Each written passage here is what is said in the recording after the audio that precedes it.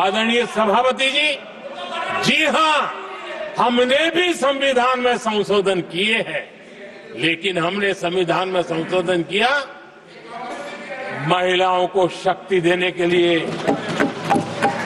संसद और विधानसभा में और संसद का पुराना भवन गवाह है, जब देश महिलाओं को आरक्षण देने के लिए आगे बढ़ रहा था और कानून यानी बिल पेश हो रहा था, तब उन्हीं का एक साथी दल वेल में आता है,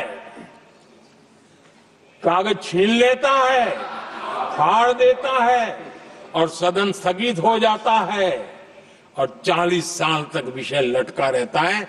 और वो आज उनके मार्गदर्शक है, जिन्होंने देश की महिलाओं के साथ अन्याय किया, वो उनके मार्गदर्शक है।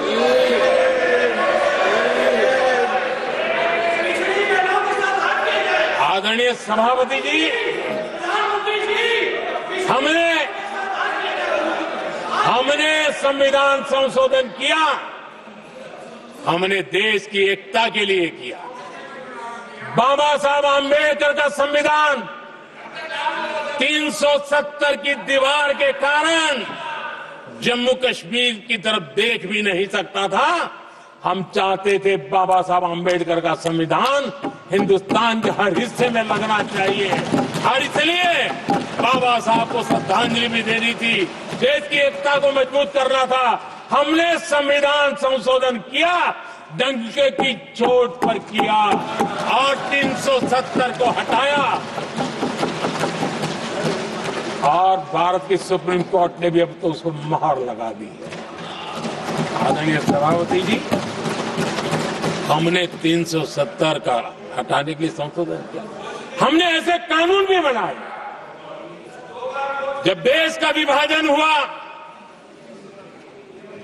महात्मा गांधी समेत देश के वरिष्ठ नेताओं ने सार्वजनिक रूप से कहा था कि पड़ोस के जो हमारे देश हैं, जहां जो माइनॉरिटीज है, वो जब भी संकट में आएगी तो उनकी चिंता ये देश करेगा।